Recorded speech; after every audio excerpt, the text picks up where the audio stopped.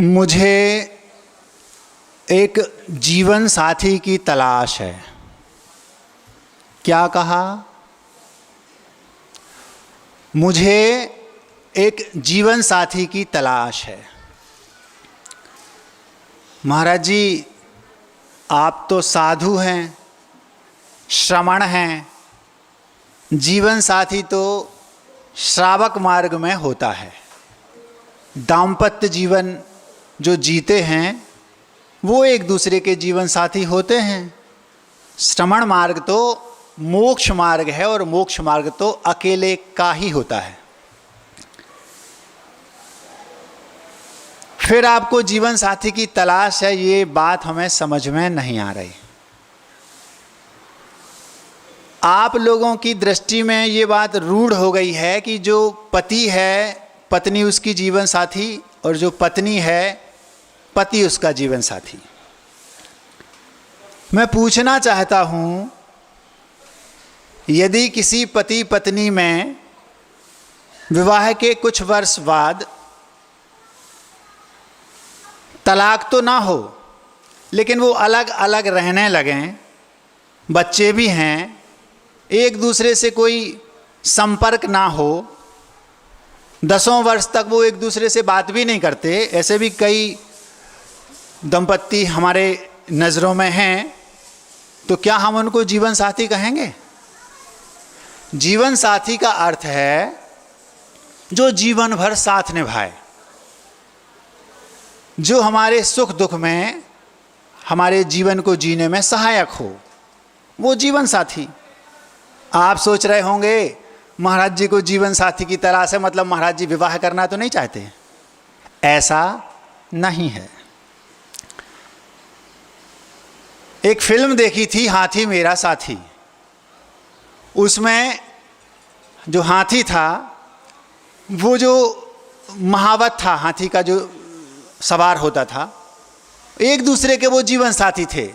हाथी के माध्यम से वो महावत अपनी जीविका चलाता था और महावत के माध्यम से वो हाथी को व्यवस्थित रखता था, हाथी का जीवन व्यवस्थित चलता था। तो वो एक दूसरे के जीवन साथी नहीं हुए क्या? अंत तक रहे, सुख दुख में साथ निभाते थे। हाथी को कुछ हो गया तो वो उसकी औषधि करता था, और उसको कुछ हो गया तो हाथी भी आंसू बहाता था।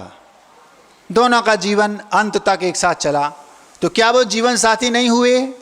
हुए महाराज। माना कि 2 बहनें आजीवन ब्रह्मचर्य व्रत ले लें और एक ही घर में दोनों एक साथ रहें, जीवन भर एक दूसरे के सुख दुख में साथ निभाएं, तो क्या वो जीवन साथी नहीं होंगे? होंगे। गुरुदेव का एक हाइकु मुझे याद आ रहा है, पूरक बनो सिंह से वन, सिंह वन से बचा। हाइकु एक जापानी छंद होता है जिसमें 5, 7 और 5 इन अक्षरों से एक बहुत बड़े निबंध को यूं समझ लो, एक 17 अक्षरों में समेटा जाता है। उसके भाव बहुत गंभीर होते हैं, लेकिन पंक्तियां, शब्द बहुत कम होते हैं, केवल 17। पूरक बनो सिंह से वन, सिंह वन से बचा, ये उनकी पंक्ति थी। इसमें गुरुदेव ने कहा कि पूरक बनो, मतलब एक दूसरे के सहयोगी बनो, एक दूसरे के सुख में काम आओ, इसको बोलेंगे साथी। जैसे कैसे? सिंह वन से बचा। यदि जंगल को काट दिया जाए, संसार के सारे जंगल समाप्त कर दिए जाएं, तो क्या शेर बचेंगे? क्यों नहीं बचेंगे? क्योंकि वो जंगल छोड़कर नगरों में आएंगे, और नगरों में आएंगे तो यहाँ पर जो सवा शेर है मनुष्य, वो शेर को शूट कर देगा, बेचारे शेर मारे जाएंगे। और यदि शेर जंगल में ना रहे तो जंगल बचेगा? नहीं बचेगा। क्यों? क्योंकि लोग सारे वृक्षों को काट करके बेच देंगे, सारे जंगल समाप्त होकर मैदान बन जाएंगे। तो ये है पूरक। तो यहां पर क्या जंगल और शेर एक दूसरे के जीवन साथी नहीं है? शेर क्यों बचा? शेर का जीवन क्यों चल रहा है? जंगल के कारण। अगर जंगल में शेर नहीं रहेगा तो आप लोग जाएंगे और जंगल को काट के साफ कर देंगे, और यदि जंगल नहीं रहेंगे तो शेर यहाँ आएगा और आप उसको शूट कर देंगे, शेर भी नहीं बचेगा। शेर का जीवन जंगल से चल रहा है, जंगल का जीवन शेर से चल रहा है, दोनों एक दूसरे के जीवन साथी हैं, ये मैं कहना चाह रहा हूँ। तो महाराज जी ये तो समझ में आ गया कि जीवन साथी क्या कहलाता है। अब हम ये समझना चाहते हैं कि आपको ऐसे कौन से जीवन साथी की तलाश है। मैं विवाह करना नहीं चाहता, घबराना नहीं, मैं बैरागी हूँ तगड़ा, आचार्य विद्यासागर का शिष्य हूँ। जीवन साथी मतलब विवाह नहीं, मुझे एक ऐसे जीवन साथी की तलाश है जो मेरे इस चारित्रिक रूप को, जो मैंने ये मंदिर बनाना निर्माण आरंभ किया है, इसका जो शिखर है उस पर कलसा चढ़वा दे, जिसको हम बोलते हैं मृत्यु महोत्सव। समझ में आ रहा है? दिगंबर मुनिराज दीक्षा लेते ही एक ऐसे जीवन साथी की तलाश शुरू कर देते हैं जो अंत समय में उनके अंतिम लक्ष्य तक उन्हें पहुंचा दे। और अंतिम लक्ष्य क्या होता है? मुक्ति तो इस भाव में है नहीं, तो अंतिम लक्ष्य ये है, यदि मैंने अपने जीवन को, अपने इस निर्माणाधीन मंदिर को पूर्ण बना लिया और अंत तक कलशारोहण करना मात्र शेष है, वो है मृत्यु महोत्सव, मतलब सल्लेखना पूर्वक समाधि मरण पंचम काल में। तो उसके लिए एक ऐसे निर्यापक की आवश्यकता होती है। दीक्षा लेते ही वो एक साधु एक ऐसे जीवन साथी की तलाश शुरू कर देता है जो जीवन के अंतिम क्षणों में उसको निर्यापक का रूप लेकर, मतलब एक ऐसे व्यक्तित्व का रूप लेकर कि जो उनके जीवन को अंतिम स्टेज तक पहुंचा दे, हर सुख दुख में वहाँ पर उनको संभालते हुए और अंत में उन्हें समाधि तक पहुँचाकर अपने इस मंदिर के कलश को स्थापित कर दे। इस पंचम काल में इससे ज़्यादा आगे और कुछ नहीं है। वो जीवन साथी की शुरुआत हम लोगों दीक्षा लेते ही करना शुरू कर देते हैं। गुरुदेव ने अभी शुरू कर दी है, कर दी होगी, बताया नहीं, ये अलग बात है। सारे महाराज उनका अंतिम लक्ष्य वही होता है, वो है जीवन साथी। हमने अभी आपसे कहा पूरक बनो। पूरक बनो का अर्थ जीवन साथी ढूंढना है। पूरक बनो का अर्थ केवल इतना नहीं। मैं इतना पूछना चाहता हूं, आपके घरों में आपका कोई ऐसा साथी है जो आपको भले जीवन के अंतिम क्षणों तक सल्लेखना तक ना पहुंचा पाए, कम से कम जीवन को सुखद रूप से जिलाने में सहायक हो? बड़ा दुख होता है। एक समय था जब घर में सारे के सारे सदस्य शाम को एकत्रित होते थे और आपस में बैठकर एक दूसरे को चुटकुले सुनाया करते थे, कहानियां सुनाया करते थे और सुख दुख की बातें किया करते थे शाम को। धीरे धीरे जमाना बदला तो टीवी आ गई, लेकिन वो टीवी अभी ब्लैक एंड वाइट ही थी और उस पर केवल एक चैनल चलता था, दूरदर्शन। दूरदर्शन समझते हो? दूर से जिसके दर्शन होते हैं। अब कितना अंतर आ गया, इतना अंतर आ गया कि अब सारे के सारे लोग साथ में तो बैठते हैं लेकिन आपस में बातें ना करके वो जो दूरदर्शन पर दिखाया जा रहा है उसको सुनते हैं। तो कमी तो बहुत आ गई, लेकिन फिर भी इतना ठीक था कि कम से कम साथ में तो बैठते थे, इतना तो था। फिर जमाना और बदला, ब्लैक एंड वाइट ने रंगीन कलर्ड का रूप ले लिया और फिर थोड़ा जमाना और बदला तो चैनल्स कई सारे आने लगे। अब समस्या ये हो गई कि घर के लोग जो साथ में बैठकर पहले चुटकुले कहानियां किया करते थे, धीरे धीरे वो एक साथ बैठकर एक टीवी को देखने लगे, लेकिन चैनल इतने सारे आने लगे कि अब सबकी अपनी अपनी चॉइस है। दादाजी कहते हैं मुझे तो न्यूज़ चैनल देखना है, मुझे न्यूज़ पसंद है। बहू कहती है मुझे तो अनुपमा देखना है। और बच्चा कहता है मैं तो तारक मेहता का चश्मा देखूंगा। और पिता कहते हैं मुझे इंडिया और ऑस्ट्रेलिया का क्रिकेट मैच लाइव आ रहा है, वो देखना है। और माँ कहती है सास भी कभी बहू थी, अच्छा सीरियल है। अब क्या होगा? अब वो जो साथ में बैठते थे, जिन्हों के यहाँ पैसों की कमी नहीं है, जो चीज़ चाहिए मुंह से बोलो शाम को घर में, अब सबके अपने अपने रूम हैं, सबकी अपने अपने टेलीविज़न सेट हैं, LCD आदि, और कलर्ड भी हैं, तो आंखें भी खराब हो रही हैं और जीवन तो खराब हो ही रहा है। सब अपने अपने मनपसंद प्रोग्राम्स देख रहे हैं, कोई किसी का पूरक नहीं बन रहा है। अब मुझे ये बताओ, एक ज़माना था जब मुख से कहना नहीं पड़ता था कि मेरा सिर दर्द कर रहा है बेटा, तुम थोड़ा दबा दो, वो माँ की भाव भंगिमा से समझ जाता था बेटा कि आज माँ का सिर दर्द कर रहा है।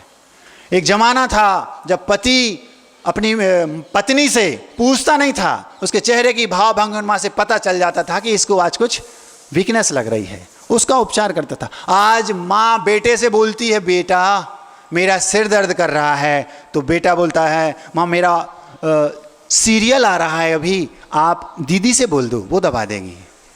ये पूरक बनना है क्या? ये साथी है क्या? इसको हम जीवन साथी तो नहीं कह पाएंगे बंधु।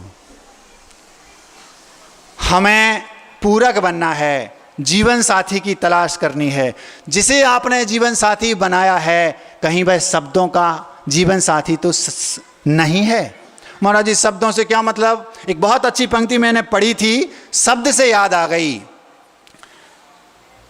शब्द भावों के, शब्दों में ताकत नहीं होती, शब्दों के माध्यम से भावों की अभिव्यक्ति होती है। नहीं तो वेलकम तो पायदान पर भी लिखा रहता है। क्या कहा? हमने आपसे कहा वेलकम, आपने शब्दों से तो कह दिया लेकिन भावों से नहीं कहा।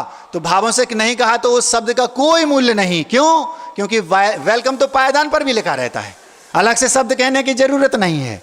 बात समझ में आ रही है? तो मैं एक जीवन साथी की तलाश में हूं, ऐसा जीवन साथी जो मेरे लक्ष्य तक मुझे पहुंचा दे। आपसे भी मैं निवेदन करता हूं, भले आपको अपने लक्ष्य तक कोई जीवन साथी आपका ना पहुंचा पाए, लेकिन कम से कम जीवन भर वो साथ तो निभाए। जीवन में जब आपको कहीं दुख दर्द हो वहां तो आपकी साथी बने वो। ऐसा जीवन साथी भी अगर आपने ढूंढ लिया तो परंपरा से मुक्ति आपको मिल सकती है, मिलेगी, मिले, ऐसी हमारी भावना है। जब हमने आपसे ये कहा कि हम मृत्यु को महोत्सव बनाना चाहते हैं, तो गुरुजी से किसी ने प्रश्न पूछा, महाराज जी हमारे देश में तो आजकल लोग जन्मदिन मनाते हैं, मृत्यु महोत्सव तो कोई नहीं मनाता, ये तो केवल आप साधुओं का काम है। तो आचार्य बोले जन्म दिवस मनाना तो पाश्चात्य संस्कृति है। कोई ने व्यक्ति ने जाकर पूछा, आचार्य जी हम चाहते हैं आप हमें आशीर्वाद दे दें, आज हमारा जन्मदिन है। आचार्य बोले कैसे मनाओगे? आचार्य जी वो जैसे मनाते हैं, कैंडल जलाई और उनको फूंक दिया, थूक दिया, मन गया जन्मदिन। ऐसा नहीं। आचार्य बोले जन्मदिन मनाना तो वो है जब हम मंदिर में भगवान के सामने जाएं और आंखों में आंसू बहाएं और उनसे कहें भगवान हमने अपने जीवन के 20 बरस, अनमोल जीवन के 20 बरस खो दिए। इसको बोलेंगे आचार्य बोले जन्मदिन मनाना। इसको जन्मदिन मनाना नहीं कहते कि आपने कैंडल जलाई, फूंक दिया, मन गया जन्मदिन। आप वियर बार में गए, वहाँ पर ड्रिंकिंग की, उल्टा सीधा खाया पिया, होटल में गए, ये मन गया जन्मदिन। इसको जन्मदिन मनाना नहीं। आपने अपने जन्म को अभी समझा नहीं। अरे मनाना है तो कुछ ऐसा करो कि जन्म कल्याणक मनाया जाए। जन्मदिन मनाना क्या मनाना? आचार्य जी बोले वर्ष गांठ जिसको बोलते हैं, अपनी गांठ से एक वर्ष खो दिया और हम वर्ष गांठ मना रहे हैं। हमने अपने जितने हमारे साल थे उसमें से एक साल को गिरा दिया और साल गिरह मना रहे हैं। 75 वर्ष के दादाजी जब हम अपना जन्मदिन मनाते हैं, उन कैंडल्स को फूंकते हैं तो हंसी आती है, उनके बाल काले हैं। 40 वर्ष का मैं अपने आप को बूढ़ा समझता हूँ और 75 वर्ष के दादाजी जन्मदिन मनाते मनाते अपने बालों को काला करके दांतों में दंत पंक्तियाँ नई लगवा कर कहते हैं अभी तो मैं जवान हूँ। ये स्थिति पाश्चात्य संस्कृति की द्योतक है। भारतीय संस्कृति में ये सब नहीं चलता। हम आपसे ज़्यादा कुछ तो नहीं कहेंगे इस बारे में क्योंकि आपका समय हो गया है। इतना ही हम पर्याप्त समझते हैं। केवल इस विषय में कौन सा? मुझे जीवन साथी की तलाश है। अब हम अपनी बात आपके सामने रखते हैं जिसको हम आपके सामने रखने के लिए यहाँ आए हैं। इतना हमने इसलिए रख दिया ताकि थोड़ी सी भूमिका बन जाए। एक वृक्ष जो केले के वृक्ष के जैसा था, पत्ते उसके बहुत बड़े बड़े थे, केले के पत्ते के बराबर उससे भी थोड़े बड़े। फर्क इतना था कि केले के वृक्ष में केले लगते थे लेकिन उस वृक्ष में केले नहीं लगते थे, केवल दिखता था। पहले के समय हमने देखा है कि लोग वृक्षारोपण करते थे तो फलदार वृक्ष लगाते थे, जिससे आम है, नींबू है, अनार है, रास्ते में भी लगाते थे तो आंवला है, नींबू है अथवा जामुन है और भी कैंथ है, वेल है, ऐसे फल लगाते थे। आजकल लोग वृक्ष तो लगाते हैं लेकिन सुंदरता के लिए, वो दिखेंगे तो बहुत सुंदर लेकिन उससे किसी का पेट नहीं भरेगा, मन भर सकता है, ये अलग बात है। हमने देखा, बड़ी हंसी आती है आज के शासन पे कि जब ये 4 लाइन रोड बनाते हैं, 4 लाइन रोड बनाएंगे तो दोनों साइड के बड़े बड़े प्राचीन सैकड़ों वर्ष पुराने वृक्षों को काट देंगे और काटने के बाद बीच में कनेर के वृक्ष लगा देते हैं, पेड़। कनेर समझते हो, छोटे छोटे फूल होते, उसमें कुछ नहीं होता। आम का 100 वर्ष पुराना पेड़ जिससे 100-200 लोग जीवन के लिए ऑक्सीजन ले सकते हैं, उसको काट करके कनेर लगा रहे हैं और कहते हैं जितने वृक्ष काटे हमने उससे ज़्यादा लगाए। ये आज की परंपरा है। उस वृक्ष की जिसकी मैं बात कर रहा हूँ वो भी उसी टाइप का था। वृक्ष तो बड़ा था, पत्ते बहुत बड़े बड़े थे, लेकिन केले का वृक्ष नहीं था, उसमें फल नहीं लगते थे। एक कबूतरी, कबूतर की पत्नी, वाइफ ऑफ कबूतर जिसको आप बोलते हैं, उस वृक्ष के पत्ते पर कुछ तिनकों को इकट्ठा कर करके लाई और वहाँ पर उसने गद्दीदार एक आशियाना बनाया जिस पर वो उसने 2 सुंदर अंडे दिए। आप लोगों को जब अपने बच्चों का जन्म कराना होता है तो बहुत सारी फैसिलिटीज़ होती हैं, आपके पास विकल्प बहुत रहते हैं कि आप जाएं तो डिलीवरी होम में चले जाएं, वहाँ पर व्यवस्थित है, अथवा किसी बहुत अच्छे क्लिनिक में डॉक्टर हैं जो स्पेशलिस्ट हैं उसके यहाँ चले जाएं, अथवा ये भी होता है कि आपके घर में आपकी दादियाँ बहुत एक्सपर्ट होती हैं, वो घर के किसी कक्ष में व्यवस्थित रहता है सब। लेकिन पक्षियों के जीवन में ये सुख उन्हें नहीं है। आप कल्पना कीजिए, एक किसी कबूतर को या किसी पक्षी को अपने अंडे देने हैं तो उसे कितनी सेटिंग करनी पड़ती है।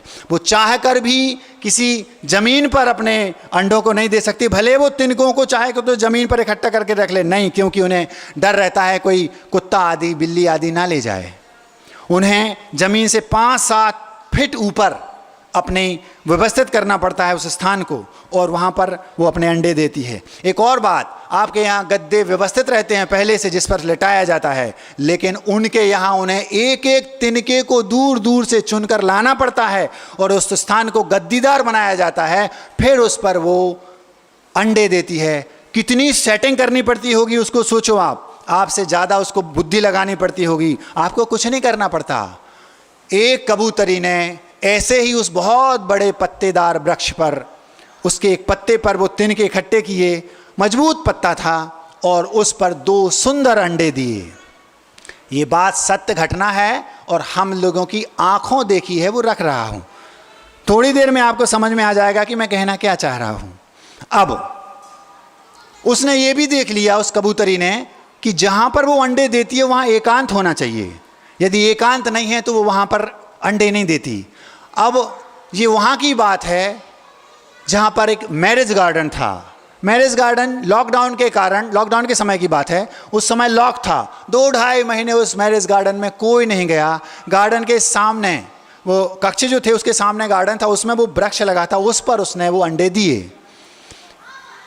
समय की बलिहारी कहो, गुरुदेव विद्यासागर जी महाराज चातुर्मास के बीच में उस मैरिज गार्डन में 38 दिनों के प्रवास के लिए पहुंच गए।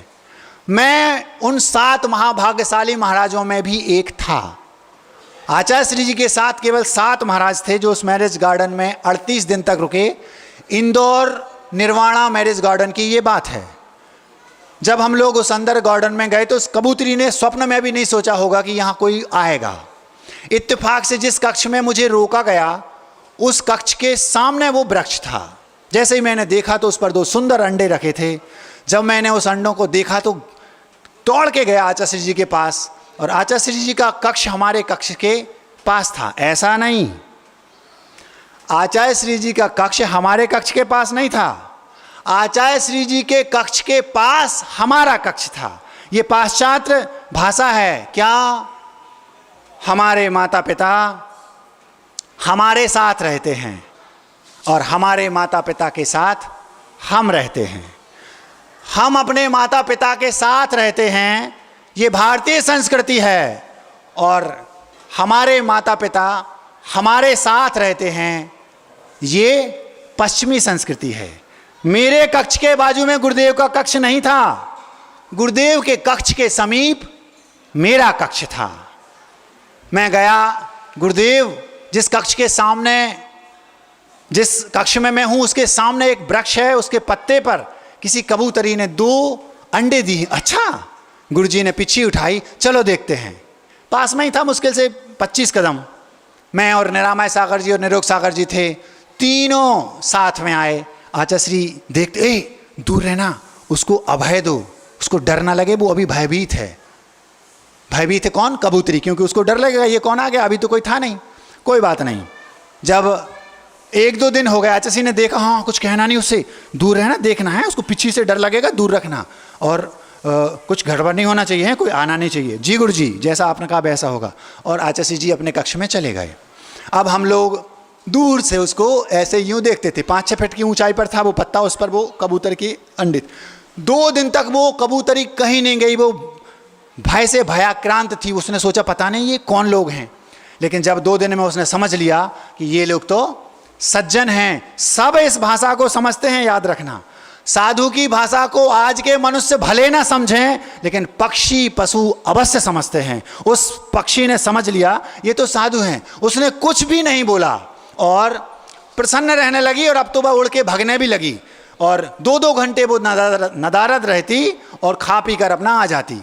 रोज आचार्य जी आते, उसको देखते, हाँ प्रोग्रेस जारी है, और आशीर्वाद देके चले जाते। और हम लोग दिन में 50 बार देखते, अब क्या हो रहा है, अब क्या हो रहा है। 1-2 दिन बाद उन अंडों में से 2 सुंदर चूजे निकले।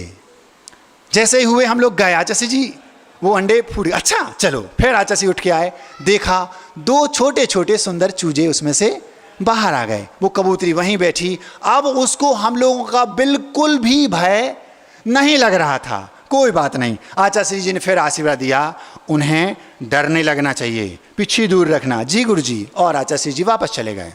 अब वह इतनी निडर हो गई कि वो चूजे हुए और वो उड़ के चली गई, और उसको पता था ये कुछ नहीं करेंगे, बल्कि ये तो हमारे संरक्षक हैं, यूँ समझ लो।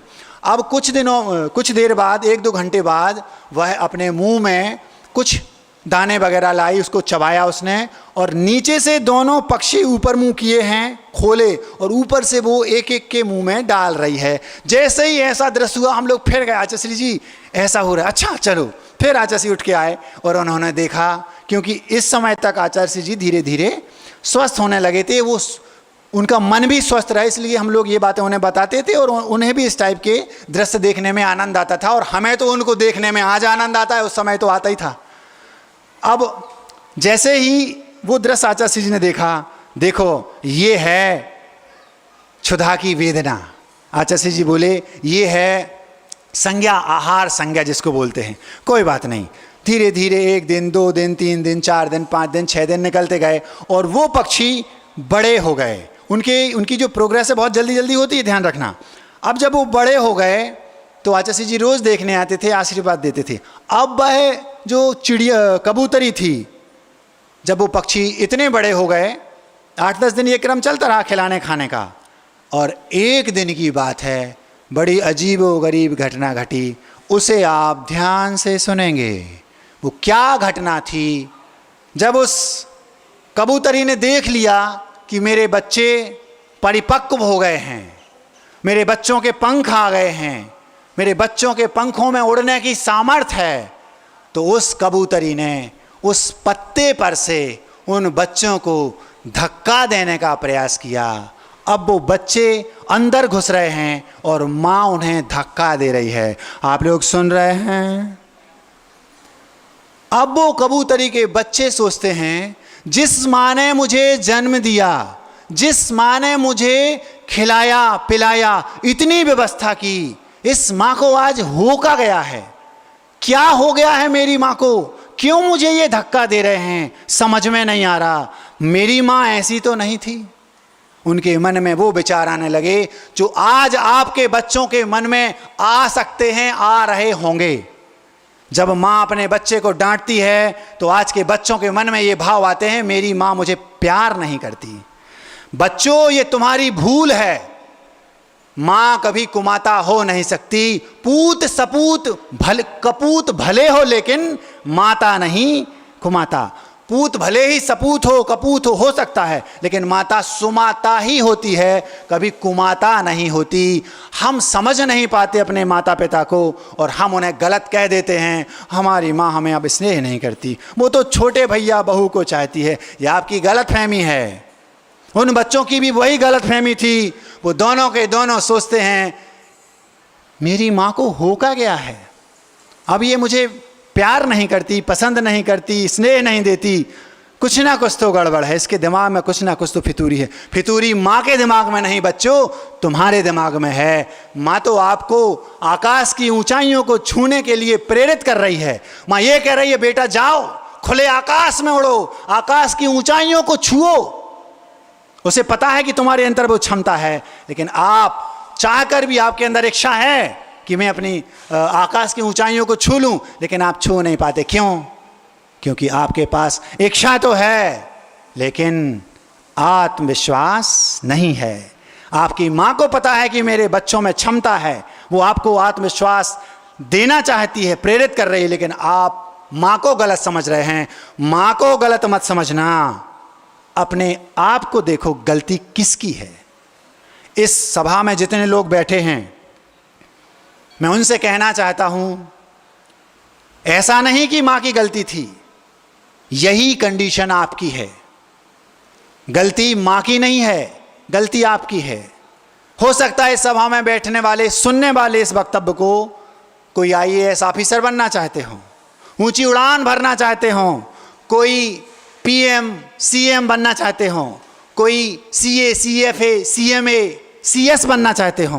कई ऐसे भी होंगे जो अपने विदेश जाने की भावना रखते हो, और भी कई सारे ख्वाब हमारे दिमाग में होंगे। सबके मन में ख्वाब होता है, इच्छा सबके मन में होती है, लेकिन समस्या वहां आ जाती है जहां आत्मविश्वास नहीं होता और हम अपने लक्ष्य को पा ही नहीं पाते। एक व्यक्ति ने कहा महाराज जी बहुत सारी चीजें हैं, हम प्रयास करें, हम अपने लक्ष्य की ओर साहस से बढ़ें तो हम आत्मविश्वास को पा सकते हैं, लेकिन ये गलत है। पहला पायदान है इच्छा होना, दूसरा पायदान है आत्मविश्वास।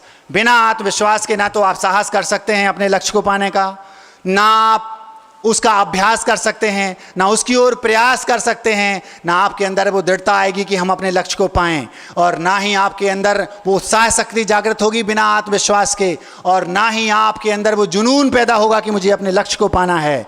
और भी 50 बिंदु हैं, सारे स्टेप उसके बाद के हैं। सेकंड स्टेप है आत्मविश्वास। अब प्रश्न ये उठता है महाराज जी आत्मविश्वास कैसे जगाएं? हम महाराज तो बनना चाहते हैं, लेकिन हमें डर लगता है कि हम दीक्षा के बाद केस लॉन्च कैसे करेंगे, हमें डर लगता है कि हम उपवास कैसे करेंगे, और सारी कई बातें, ठंडी को कैसे सहेंगे, गर्मी को कैसे सहेंगे। हमारे अंदर इच्छा तो है लेकिन आत्मविश्वास नहीं है। IAS ऑफिसर बनने वाला एक लड़का मन में ये सोचता है मैं एग्ज़ाम दे नहीं पाऊंगा, मुझे में इतनी शक्ति नहीं कि मैं प्री में निकालूं और मेंस को निकाल पाऊं और फिर उसके बाद इंटरव्यू को निकाल कर IAS ऑफिसर बन जाऊं। बनना चाहता है, भावना है। महाराज आत्मविश्वास को कैसे बढ़ाएं? 4 चीज़ें होती हैं। एक होता है कॉन्फिडेंस, एक होता है ओवर कॉन्फिडेंस, एक होता है व्यक्ति अंडर कॉन्फिडेंस होता है जो, और एक होता है प्राउड जिसको हम घमंड बोलते हैं। ये काम मैं कर सकता हूं, ये मेरा आत्मविश्वास है जिसको आप कॉन्फिडेंस बोलते हैं। ये काम केवल मैं कर सकता हूं, ये मेरा प्राउड है, घमंड है। ये काम मैं तो यूं ही कर सकता हूं, ये हमारा अति आत्मविश्वास जिसको ओवर कॉन्फिडेंस बोलते हैं।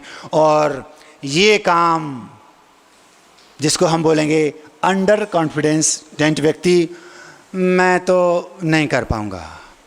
जो व्यक्ति अति आत्मविश्वासी होते हैं उनका हाल उस खरगोश जैसा होता है जो कहानी हमने दूसरी कक्षा में पढ़ी थी। कछुआ और खरगोश की कहानी पढ़ी थी, आधी लाइन की कहानी है। उसमें लिखा कछुआ और खरगोश मेले में जाना चाहते थे। खरगोश के मन में आया, उनने और खरगोश और कछुआ ने सोचा चलो अपन एक साथ चल करके रेस लगाते हैं कौन पहले मेले में पहुंचता है। जैसे ही रेस लगाई, कछुआ धीरे धीरे चलने वाला, खरगोश को ओवर कॉन्फिडेंस था, अरे कहाँ ये धीरे धीरे जाएगा, मैं तो यूं ही पहुंच जाऊंगा। थोड़ा सा आगे गया, एक वृक्ष के नीचे सो गया। क्यों? क्योंकि मैं तो यूं ही पहुंच जाऊंगा, तेज भाग लेता हूं। इसको बोलते हैं ओवर कॉन्फिडेंस। और जाकर के वह सो गया, नींद आ गई, कछुआ पहले पहुंच गया और वह खरगोश हार गया। क्यों हारा? Over confidence. ओवर कॉन्फिडेंस वाले व्यक्ति की स्थिति उस खरगोश जैसी होगी, हार सुनिश्चित है। दूसरा, वो जो कहता है ये काम मैं ही कर सकता हूं, इसको बोलेंगे प्राउड। प्राउड वाला व्यक्ति, रावण जैसा हाल होता है उसका। एक लखपूत सवा लख नाती, जाके दिया बचाना बाती। कोई नहीं बचा, घर में एक दिया जलाने वाला भी नहीं बचा। ये हाल था रावण का। क्यों? ये था ये काम मैं ही कर सकता हूं। एक तीसरा है, ये काम मैं नहीं कर सकता। वो व्यक्ति जिसका आत्मविश्वास गिरा हुआ है, यूं समझ लो उसके पास आत्मविश्वास है ही नहीं, वह व्यक्ति कभी भी अपने लक्ष्य को पा नहीं सकता। और चौथा जो वो है, ये काम मैं कर सकता हूं, अगर वो कर सकते हैं तो मैं भी कर सकता हूं। ये है आत्मविश्वास। जिसके अंदर आत्मविश्वास है वो दुनिया की किसी भी लक्ष्य को छू सकता है। कोई भी ऐसा लक्ष्य नहीं है जिसे हम आत्मविश्वास के बल पर छू ना सकें। अब प्रश्न ये उठता है, उस आत्मविश्वास को हम कैसे जागृत करें? हमारे अंदर वो आए कहाँ से? क्षमता तो है। कुछ लोग जन्म से आत्मविश्वासी होते हैं। आचार्य विद्यासागर का नाम इसमें सबसे ऊपर है। कुंडलपुर की धरा पर आपने देखा होगा, शासन, प्रशासन और न्यायपालिका सब विरोध में थे। आधे से ज्यादा समाज का समूह विरोध में था। सुप्रीम कोर्ट तक वो केस गया, 8 साल तक चला। लेकिन उनके अंदर इतना जबरदस्त कॉन्फिडेंस था, उन्होंने कहा प्रतिमा तो फूल की भांति उच्चासन पर जाएगी, और जाकर रही। क्यों? ये उनका आत्मविश्वास था। उस समय यदि कोई होगा तो जाकर देख ले। केवल आचार्य विद्यासागर जी को यह भरोसा था कि प्रतिमा वहां जाएगी। संघ के कई साधुओं को भी यह भरोसा नहीं था कि प्रतिमा वहां जाएगी। इसको बोलते हैं नेचुरल कॉन्फिडेंस। जन्म से ही उनके अंदर वो कॉन्फिडेंस लेवल इतना हाई लेवल का था। ओवर कॉन्फिडेंस नहीं था, गुरुदेव को ध्यान रखना। उन्हें विश्वास था।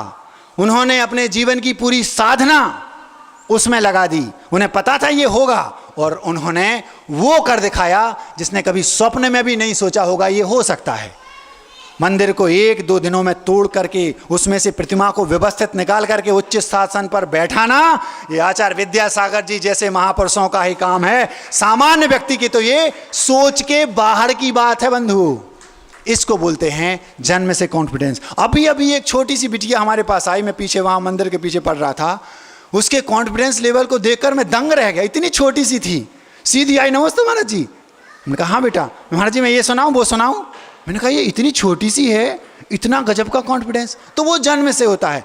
जो व्यक्ति जन्म से कॉन्फिडेंट रहते हैं उन्हें कुछ कहने, सुनाने, बताने की जरूरत नहीं। समस्या उनके साथ है जिनके अंदर इच्छा शक्ति तो है कि मुझे ऑफिसर बनना है, मुझे ये बनना है, मुझे वो बनना है, लेकिन कॉन्फिडेंस लेवल उनका लो है, जबकि क्षमता है। अब समस्या ये है कि हम उस आत्मविश्वास को कैसे बढ़ाएं। जैनिज्म के अनुसार आपने कई सारे मोटिवेटर्स को सुना होगा, वहां आपको पैसे लगते हैं इसलिए वहां आपको अच्छा लगता है सुनने में। यहां आपको पैसे नहीं लगेंगे, विदाउट फी। जैनिज्म के अनुसार कैसे बढ़ाएं उसको हम 3 बिंदुओं के आधार पर आपके सामने रखते हैं। समय हमारे पास कम है इसलिए हम सीधे वहां चलते हैं जहां मैं आपको ले जाना चाह रहा हूं। एक होता है दूसरे को देख करके हम अपने क्षमताओं को विकसित करें। कैसे? हमारे साथ एक लड़का पढ़ता था। वो लड़का पैसे की अपेक्षा भी हमसे कमज़ोर था। मतलब उसकी जो माली हालत जिसको बोलते हैं वो भी कमज़ोर थी। उस व्यक्ति का फेस डार्क था, थोड़ा सांवला था। उस लड़के का कद भी मुझसे कम था। उस लड़के ने आज तक मुझसे कभी ज़्यादा नंबर नहीं पाए।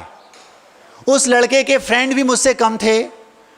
उस लड़के की सारी चीज़ें मुझसे कम थी, लेकिन वो लड़का अपने कॉन्फिडेंस लेवल के बल पर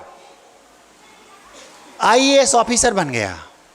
मैं पूछना चाहता हूं कैसे बन गया जब सब कुछ उसका मुझसे कम था? तो उस लड़के के साथ पढ़ने वाले कई लड़के थे, वो उससे हर क्षेत्र में आगे थे, लेकिन वो पीछे था और वो वहाँ पहुँच गया, आप क्यों नहीं पहुँचे, ये प्रश्न उठेगा।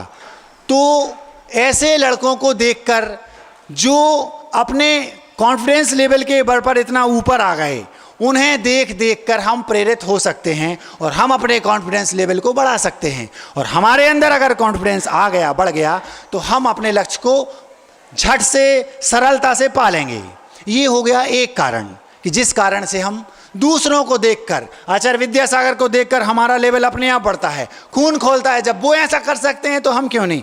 जब वो 75 वर्ष की उम्र में गर्मी के दिनों में 600 किलोमीटर चल सकते हैं, तो हम क्या 1000 किलोमीटर नहीं चल सकते। ये हमारे अंदर अपने आप बढ़ गया। कैसे बढ़ा, हमें पता नहीं था कि हमारी क्षमता कितनी है, लेकिन उनको देखा बढ़ गया।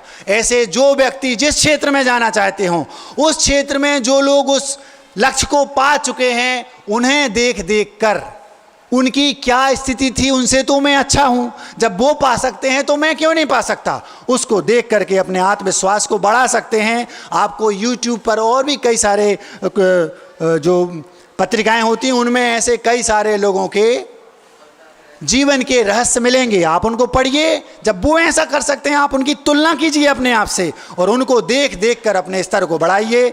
एक दिन आप अपने लक्ष्य को पा लेंगे। कमी केवल आपके आत्मविश्वास की है, क्षमता आप में उन पक्षियों से ज़्यादा है। उस माँ को पता था कि मेरे बच्चों के पंखों में ताकत है उड़ान भरने की, लेकिन आत्मविश्वास नहीं था। दूसरे पक्षियों को उड़ते हुए देखकर, ये तो मुझसे पहले, मेरे से बाद में इनने जन्म लिया, माना कि उन पक्षियों के बाजू में कोई पक्षी ने माने अंडे दिए होंगे और वो उड़ रहे हैं, तो उनको देख कर, ये मुझसे बाद में पैदा हुए उड़ रहे हैं, उनको देख करके भी तो वो अपना लेवल बढ़ा सकते हैं। ऐसा आप कर सकते हैं। तो अपने आत्मविश्वास को बढ़ाने का ये एक कारण है, आप उन सफल व्यक्तियों के जीवन को देखें और उससे अपने आत्मविश्वास के लेवल को बढ़ाएं। ये हो गई एक बात। दूसरा कारण वो ये है, हम दूसरे से प्रेरित हों। वो प्रेरणा दो प्रकार की हो सकती है, एक शाब्दिक प्रेरणा और एक क्रियात्मक प्रेरणा। शाब्दिक प्रेरणा क्या महाराज? जैसे आप लोग जो मोटिवेशनल स्पीच सुनते हैं, जिन्हें जो स्पीकर होते हैं वो आपको मोटिवेट करते हैं, आपको प्रोत्साहित करते हैं। उन स्पीचेस को सुनकर के भी आप अपने अनुभव को, अपने कॉन्फिडेंस लेवल को बढ़ा सकते हैं। कैसे? जैसे ये जो मैं बोल रहा हूँ, ये जैनिज्म के अनुसार एक प्रकार से आपके अनुभव को आपके एक प्रकार से कहना चाहिए कॉन्फिडेंस लेवल को बढ़ाने की स्पीच ही तो है। इसको हम मोटिवेशनल स्पीच कह सकते हैं। इसको सुनकर के भी आप अपने कॉन्फिडेंस लेवल को बढ़ा सकते हैं। एक दूसरी है, ये एक प्रेरणात्मक हो गई, शब्दात्मक। एक दूसरी होती है क्रियात्मक। वो माँ कबूतरी अपने बच्चों को प्रेरणा ही तो दे रही थी, क्रियात्मक प्रेरणा ही तो दे रही थी, धक्के ही तो दे रही थी, तुम उड़ो। वो उनको नीचे गिराना नहीं चाह रही थी। उन्हें पता है कि बच्चों के पंखों में ताकत है, हम धक्का लगाएंगे, ये जमीन से गिरने के पहले अपने पंखों को खोल देंगे और उड़ जाएंगे। और वही हुआ। उस माँ ने जैसे ही धक्का दिया, वो बच्चे गिरे और जमीन को छूने ही वाले थे कि उन्हें पता है, उन्हें पता चल गया, उन्हें आभास हो गया, एहसास हो गया, हमारे पंख हैं। एकदम से पंख खुले और वो नीचे गए और छर्र से उड़े। और आज वो बच्चे आकाश की ऊंचाइयों को छू रहे हैं। आप भी छूना चाहें तो छू सकते हैं। प्रेरणात्मक और शब्दात्मक, ये क्रियात्मक और शब्दात्मक दो प्रकार की ये प्रेरणा हो गई। पहला, हम दूसरों को देख करके अपने आत्मविश्वास को बढ़ा सकते हैं। दूसरा, दूसरों से प्रेरित होकर बढ़ा सकते हैं। वो प्रेरणा दो प्रकार की, क्रियात्मक और शब्दात्मक। शब्दात्मक जो मैं आपको दे रहा हूँ ये, और क्रियात्मक जो उस पक्षी ने किया वो। तीसरा एक और है जिसे आप सुनकर शायद दंग रह जाएं, क्योंकि वो अच्छे अच्छे जो मोटिवेटर हैं उनके दिमाग की उपज भी नहीं है। जैनिज्म में ये श्लोक सूत्र है, श्लोक नहीं बोलूँगा, सीधा सीधा बता रहा हूँ, ध्यान से सुनिए। तिरस्कार व्यक्ति के लक्ष्य को दिलाने में सहायक है। क्या कहा? तिरस्कार व्यक्ति के लक्ष्य को दिलाने में सहायक है। महाराज जी, तिरस्कार से व्यक्ति मोटिवेट होता है? हाँ, किसी व्यक्ति को आप तिरस्कृत कर दो, ये भी हो सकता है कि उसके अंदर का जो मैं हूँ उसको धक्का लगे, अहम जिसको हम बोलते हैं, और वो व्यक्ति, उसके अंदर जो शक्ति थी वो जागृत हो जाती है, उसका आत्मविश्वास इतना प्रबल होता है, मैं ये करके रहूँगा। महाराज जी ये तो हमें समझ में नहीं आ रहा, आपको समझ में आ रहा है? हम समझाए देते हैं। उदाहरण बहुत अच्छी चीज़ है, उससे बहुत जल्दी बात समझ में आती है। एक हो गया देख करके मोटिवेट होना, एक होता है प्रेरित होकर के मोटिवेट होना, और एक होता है तिरस्कृत होकर के मोटिवेट होना। वो ये है, कालिदास का नाम आपने सुना होगा, सुना है? आज वो एक महाकवि के रूप में प्रसिद्ध हैं। एक नगर था जिसमें कालिदास का जन्म हुआ था। शुद्ध ठेठ अंगूठा छाप व्यक्ति थे वो। कौन? कालिदास जी। एक उस नगर में कन्या थी, परम विदुषी थी, वो बहुत विद्वान थी। वो विवाह के जब योग हुई तो उसने सोचा कि मैं विवाह करूंगी तो एक ऐसे व्यक्ति से जो व्यक्ति मुझसे भी ज़्यादा विद्वान हो। क्या कहा? वो कन्या ये चाहती थी, मैं एक ऐसे व्यक्ति से विवाह करूंगी जो मुझसे ज़्यादा विद्वान हो। अब उसने घोषणा करवा दी नगर में। क्या घोषणा करवाई? जिस व्यक्ति के अंदर विद्वत्ता की पराकाष्ठा हो वो आए, मुझसे वाद विवाद करे, मुझे जीते, मैं उससे विवाह करूंगी। वो सुंदर भी थी, धनवान व्यक्ति की पुत्री थी और विदुषी भी थी। कौन ऐसा होगा जो उससे विवाह करना नहीं चाहेगा? सब उसके पास आते, एक से एक धुरंधर विद्वान, सेठों के पुत्र, यहाँ तक कि राजकुमार उसके पास आते और उससे विवाह करने का अपनी बात रखते। लेकिन वह सबसे एक कदम आगे थी और सबको हरा देती थी। जब एक नहीं, दो नहीं, 10 नहीं, 20 नहीं, 50 ऐसे बच्चे, लड़के जो उससे विवाह करना चाहते थे उसके पास आए, लेकिन सब के सब हार गए। हारते ही व्यक्ति जलता है। जैसे व्यक्ति को हार होती है, जलन होती है, इस सब में, इस कला में आप लोग सिर से पैर तक माहिर हैं, इसलिए मैं इसको आपके सामने विस्तार से नहीं रखूँगा। महाराज जी क्या कहा? हमें जलन होती है, सबको होती है। परम पूज्य निर्मल सागर जी ने कल कहा था, यहाँ माचिस की ज़रूरत नहीं पड़ती, आदमी आदमी से जलता है। क्या कहा? यहाँ माचिस की ज़रूरत नहीं पड़ती, यहाँ तो आदमी आदमी से जलता है। बस वही हुआ, उन सारे विद्वानों को जलन हुई उस कन्या से। विवाह होना ना होना अलग बात, इसके अंदर इतनी विद्वत्ता है, ये मुझे हरा दी। एक लड़की होकर मुझे जैसे को हरा दिया, मैं तो अपने गांव का, नगर का विद्वान हूँ। सब के अंदर जलन पैदा हो गई। उनने सोचा इसका विवाह कैसे मूर्ख से कराऊंगी, इसकी नानी याद आ जाएगी। उन 40-50 ने इकट्ठा होकर एक मूर्ख गाय चराने वाले को पकड़ा। वो कौन था?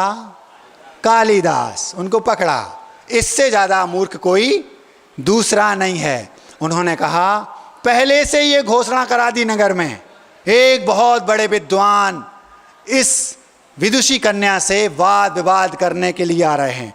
आज तक उन विद्वान को कोई नहीं हरा पाया।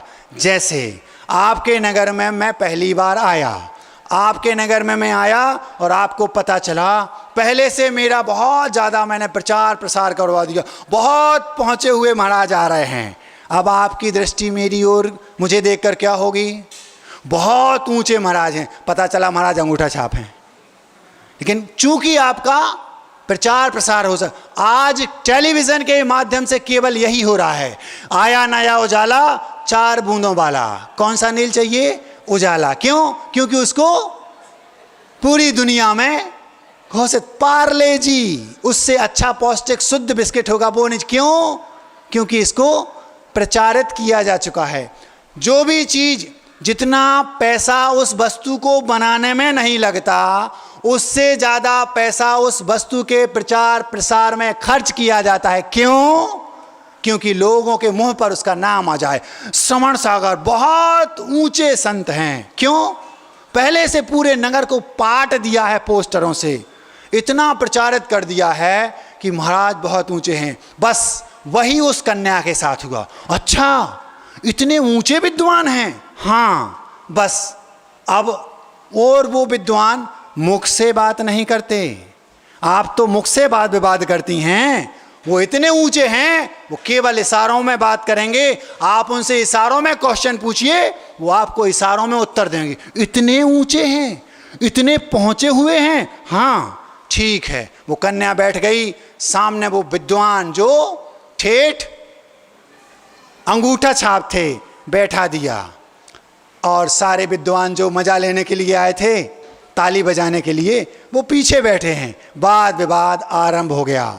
उससे कहा, आप बहुत कम शब्दों का तो प्रयोग ही नहीं करना, क्योंकि विद्वान बहुत ऊंचे हैं, आपको केवल इशारों में क्वेश्चन करना है। अच्छा, तो उसके मन में ये भाव भर गया, बहुत ऊंचे विद्वान है, मुझे अपने लेवल को संभाल के रखना, क्योंकि सामने वाले बहुत ऊंचे हैं। उसने इशारों में क्वेश्चन शुरू किए।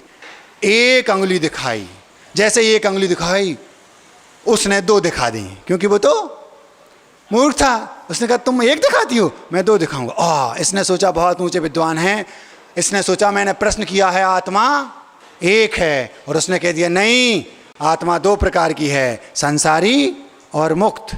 वाह, बहुत ऊंचे विद्वान हैं, ये तो बहुत ऊंचे हैं। बस उसने दूसरा प्रश्न किया। प्रश्न तो कई किए, लेकिन समय आपका प्रश्न हमें करने को मना कर रहा है, इसलिए हम दूसरे में ही अपनी बात समाप्त कर देते हैं। उसने ऐसा हाथ दिखाया, ये हाथ दिखाया, तो उसने मुझे हाथ दिखाती है, जबकि उसने तो ये कहा था कि जो साधु होते हैं वो आशीर्वाद देते हैं। तो उसने ये प्रश्न किया, आशीर्वाद क्यों देते हैं? उसने हाथ दिखाया यूं, तो उसने कहा हाथ दिखाती है, उसने घूंसा दिखा दिया। तो वो क्या समझो, अच्छा बहुत ऊंचे विद्वान हैं, वो कह रहे हैं पांचों इंद्रियों को अपने बस में रखो, वही साधु है, वही आशीर्वाद दे सकता है। बहुत ऊंचे विद्वान हैं, मैं धन्य धन्य हो गई, जिससे मैं विवाह करना चाहती हूँ आज वो मुझे मिल गया। बस 40 जो पीछे बैठे थे गदगद हो रहा है, आनंद आ रहा उनको। क्यों? क्योंकि उनका काम बन गया। यहाँ माचिस की जरूरत नहीं पड़ती, क्योंकि आदमी आदमी से जलता है। कोई बात नहीं, विवाह हो गया, बहुत ऊंचे विद्वान से विवाह हो गया। 2-3 दिन ही नहीं हुए। मैं आपको ये बता रहा हूँ तिरस्कार से व्यक्ति का आत्मविश्वास कैसे जगता है। अब जैसे ही वो घर में गई और उसने 2-4 दिन में ही समझ लिया ये तो भगवान के पूरे हैं, अब क्या करें, काटो तो खून नहीं। लेकिन आज का ज़माना अलग है। आज के ज़माने में ऐसे पति मिल जाएं तो पत्नी घर में ताला लगा के अथवा घर को छोड़ के भाग जाती है।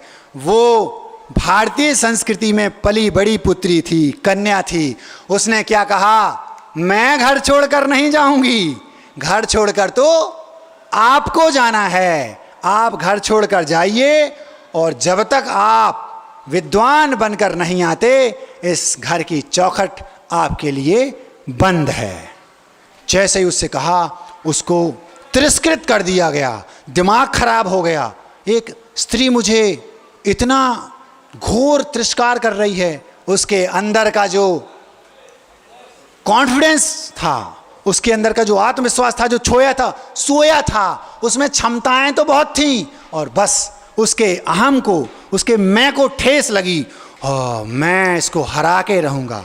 और जैसे ही उसने सोचा कि मैं इसको हरा के रहूँगा, कैसे भी मैं इसको हरा के रहूँगा, वे लोग, वे बच्चे ना समझ हैं जो ये कहते हैं मैं नहीं कर पाऊँगा।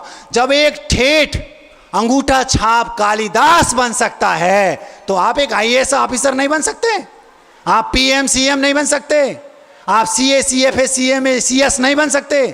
कुछ भी कर सकते हैं आप में क्षमताएं अनंत हैं, लेकिन आपके पास आत्मविश्वास नहीं है। देखकर आप अपने कॉन्फिडेंस को बढ़ाइए, प्रेरणा लेकर अपने कॉन्फिडेंस को बढ़ाइए। और तिरस्कार अच्छा माध्यम है। जब आपके मित्रों को, आपके माता पिता को पता चल जाए कि ये देखकर इसका कॉन्फिडेंस लेवल नहीं बढ़ रहा, किसी की प्रेरणा से प्रेरित होकर नहीं बढ़ रहा, किसी मोटिवेशनल स्पीकर को सुनकर भी इसकी आत्मविश्वास नहीं जाग रहा, उसे तिरस्कृत करना शुरू कर दो। हो सकता है बच्चे आपको गलत समझें, आपको बेगलत समझें, ये जरूरी नहीं। आप गलत नहीं होना चाहिए, मुख्य बात ये है, कोई बात नहीं। और परिणाम ये निकला, उसके अंदर आग लग गई। मैं विद्वान बनकर रहूंगा। आप ठान लो कि मैं IAS ऑफिसर बन के रहूंगा, दुनिया की कोई ताकत आपको हरा नहीं सकती। ध्यान रखना, आप अपने लक्ष्य को पाएंगे, ये आप अपने ऊपर भरोसा रखिए, बस कुछ नहीं। वो जो कालिदास जी थे निकल पड़े और एक से एक ऊंचे विद्वानों के पास जाकर उन्होंने शिक्षा ग्रहण की। और एक दिन ऐसा आया कि वो इतने विद्वान बन गए, घर आए और घर पर अपनी पत्नी के सामने बैठे।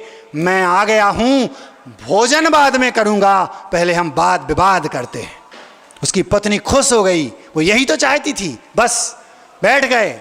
हाँ, अब तुम्हें इशारों में करना है तो इशारों में सवाल जवाब करो, और शब्दों में करना है तो शब्दों में करो, मुझे कोई समस्या नहीं, क्योंकि अब मैं वास्तव में विद्वान हूं। और परिणाम ये निकला, वाद विवाद शुरू हुआ।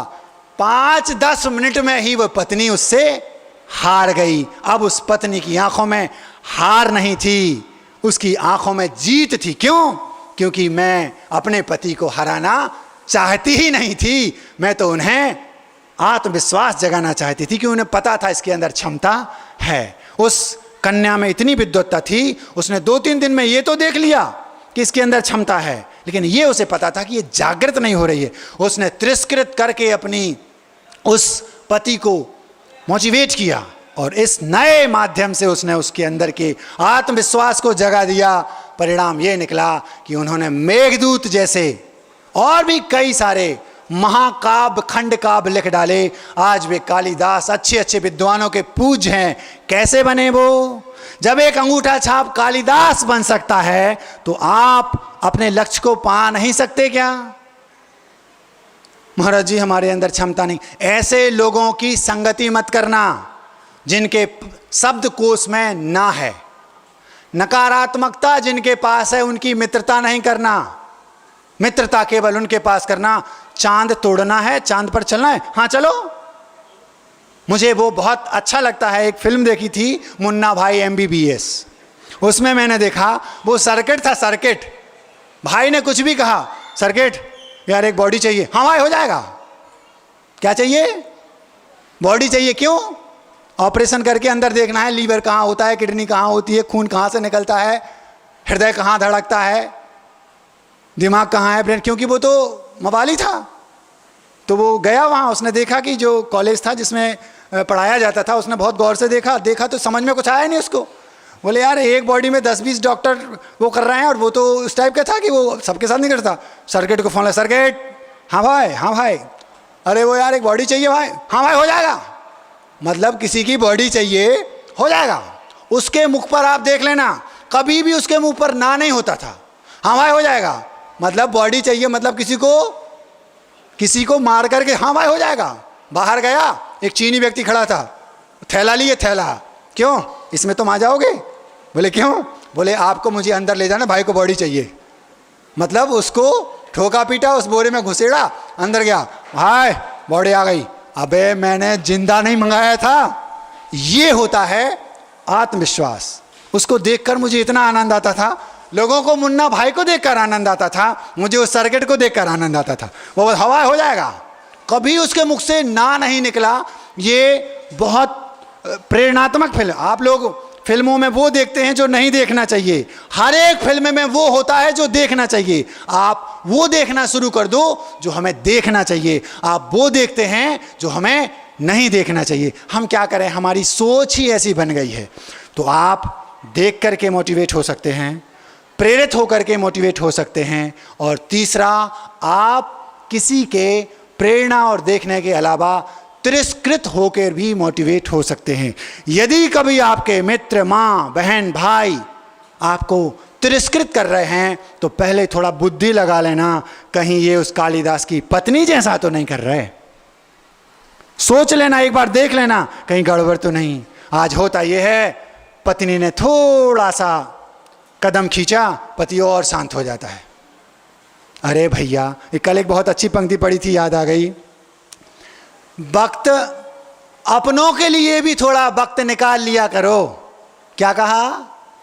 अपनों के लिए भी थोड़ा समय निकाल लिया करो। अगर अपने ही नहीं होंगे तो वक्त का क्या करोगे? क्या कहा? अपनों के लिए भी समय निकालकर उनसे बात कर लिया करो। अगर अपने ही नहीं होंगे तो समय का क्या करोगे? आज होता यही है, घर में सारे सदस्य हैं, बच्चा इतना व्यस्त है किसमें, वो मोबाइल पर लगा है। दिन भर दूर से देखेगा तो ऐसा लगेगा जैसे पागल हो गया हो। पागल नहीं हुआ, वो मोबाइल लगा है, वस्तुतः वो पागल ही है। दिन भर लगा है, ना माँ की सुध, ना भाई की सुध, ना बहन की सुध, संवेदनाएं समाप्त हो गई हैं। अपनों के लिए वक्त नहीं है और मोबाइल के लिए दिन भर समय है। अपनों के लिए भी थोड़ा वक्त निकाल कर उनसे बात कर लिया करो, क्योंकि अगर अपने ही नहीं होंगे तो वक्त का करोगे क्या आप। हमने आपके सामने आत्मविश्वास बढ़ाने को लेकर कुछ बिंदु रखे, बहुत सारी बातें, इच्छा जागृत हुई, ये पहला स्टेप है। दूसरा स्टेप है आत्मविश्वास। इसके बाद के सारे स्टेप हैं, यदि आपके अंदर कम है तो आप ऐसे बढ़ाएं, लेकिन थोड़ा बहुत है आप कर रहे हैं तो बाकी के जो स्टेप हैं, साहस, उत्साह, दृढ़ता आदि आदि, वो बाद के हैं। सबसे ज़्यादा जरूरी है आत्मविश्वास। भगवान से हम प्रार्थना करते हैं, हम भी ऐसी भावना भाते हैं, आपका आत्मविश्वास का जो स्तर है वो आचार्य विद्यासागर जैसा हो जाए और एक दिन आप भी विद्यासागर जैसे बन जाएं, ऐसी हमारी भावना है। अब वक्त है मिठाई का। आहा, आवाज आ रही है। मुझे ऐसा लग रहा है मिठाई का आनंद आपको पहले ही आ गया। तो जब मीठापन मुंह में आ गया तो खिलाने से क्या मतलब, यहीं समाप्त कर देते हैं। ठीक है, मैंने भी एक ऐसा लक्ष्य बनाया है जिसे मैंने पहली पंक्ति में कहा था, मुझे एक जीवन साथी की तलाश है। शुरुआत यहाँ से की थी, मुझे एक जीवन साथी की तलाश है, वही मेरा इस जीवन का लक्ष्य है। क्यों? जो लक्ष्य पहले बनाया था कि मुझे दीक्षा लेना है, उसको तो मैंने पा लिया। एक व्यक्ति अपने जीवन में कई लक्ष्य बनाता है, एक एक लक्ष्य को बनाओ, उसको पाओ, दूसरा बनाओ, उसको पाओ, तीसरा बनाओ। बिना कॉन्फिडेंस के आप लक्ष्य को पा नहीं सकते। एक साथ कई लक्ष्य मत बनाओ, एक एक बनाओ। और एक बात याद रखना, छोटा लक्ष्य बनाना एक बड़ा अपराध है। क्या कहा? छोटा लक्ष्य बनाना एक बहुत बड़ा अपराध है। लक्ष्य छोटे नहीं बनाना, लक्ष्य तो बड़ा बनाना, छोटे छोटे रूप में बनाना, ये बात अलग है। ऐसा ही एक लक्ष्य मैंने बनाया था, शीर्षक बनाया, चाह इस आशीष की बस लक्ष्य पर ही अक्ष हो। अक्ष मतलब नेत्र, अक्ष मतलब आत्मा, अक्ष मतलब इंद्रियां। सबका जो व्यू है, जो दृष्टि है, वो केवल लक्ष्य पर रहे। आपको भी ऐसा बनाना चाहिए। जो भी हो, सांसारिक हो, लौकिक हो, पारलौकिक हो, ये अलग बात है। मिल गया सब कुछ ही मुझको, अब नहीं कुछ कामना, जानना खुद ही को खुद से दूसरा कोई काम ना। क्या कहा? मिल गया सब कुछ ही मुझको, अब नहीं कुछ कामना, जानना खुद ही को खुद से दूसरा कोई कामना। मिल गया सब कुछ ही मुझको, अब नहीं कुछ कामना, जानना खुद ही को खुद से दूसरा कोई कामना।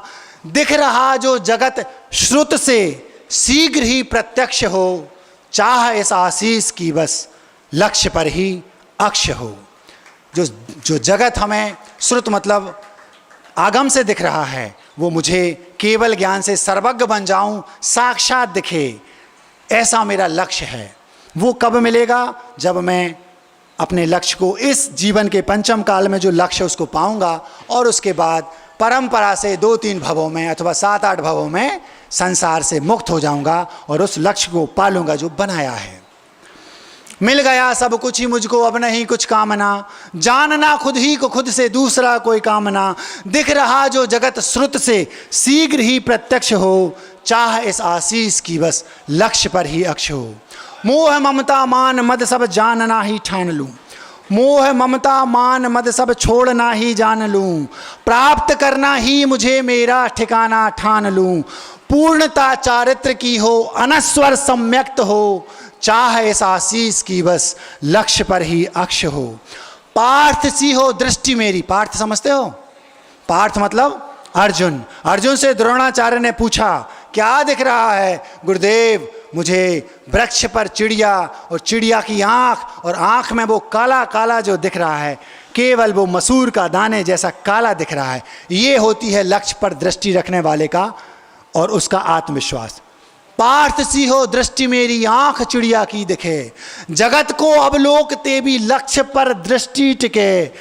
निर्बंध ना हो जाऊं तब तक सतत बरद हस्त हो, चाह इस आशीष की बस लक्ष्य पर ही अक्ष हो। चाह इस आशीष की बस लक्ष्य पर ही अक्ष हो।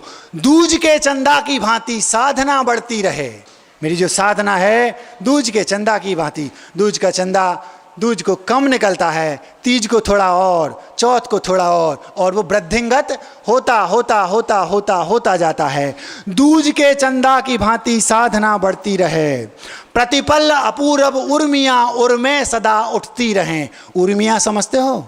उर्मी मतलब लहरें, और मतलब हृदय। जैसे समुद्र में लहरें उठती हैं ऐसे उर में उर्मियाँ उठती हैं, मतलब नए नए भाव आते हैं, अच्छे भाव जिसको बोलते हैं। दूज के चंदा की भांति साधना बढ़ती रहे। प्रतिपल अपूर्व उर्मियाँ उर्मे सदा उठती रहें। शीघ्र ही यह आत्मा शिव धाम की अध्यक्ष हो, चाह इस आशीष की बस लक्ष्य पर ही अक्ष हो। जेठ की तपती दोपहरी भी मुझे ठंडा रखे। कितना भी कोई क्रोधित करने का प्रयास करे लेकिन ठंडापन रहे। जेठ की तपती दोपहरी भी मुझे ठंडा रखे। पूस की सर्दी कड़कती भी हृदय चंगा रखे। कितनी भी ठंड लगे लेकिन अंदर तो गर्माहट बनी रहे। गर्मी में ठंडक और ठंडी में गर्माहट साधना के बल पर। जेठ की तपती दोपहरी भी मुझे ठंडा रखे। शीत की पूस की सर्दी कड़कती भी हृदय चंगा रखे। अनबरत अनगार, अनगार मतलब साधु, अनबरत अनबरत मतलब निरंतर। अनबरत अनगार यह नित मुक्ति के समकक्ष हो, चाह इस आशीष की वर लक्ष्य पर ही अक्ष हो। चाह इस आशीष की वर अक्ष पर ही लक्ष्य पर ही अक्ष हो। अंतिम है, खोल कर आंखें जगत को देखना अब बंद हो। बहुत हो गया, अनादिकाल से आंखों को खोल खोल कर इस जगत को देख रहा हूँ। खोल कर आंखें जगत को देखना अब बंद हो। भीतरी आंखें खुले अब मात्र आत्मा आनंद हो। अब केवल अंदर से आनंद आए, बाहरी आनंद अब मुझे मजा नहीं देता। खोल कर आंखें जगत को देखना अब बंद हो। भीतरी आंखें खुले अब मात्र आत्मानंद हो। समता सहजता और सरलता श्रवण सब में दक्ष हो। चाह इस आशीष की बस लक्ष्य पर ही अक्ष हो। अहिंसा परमो धर्म की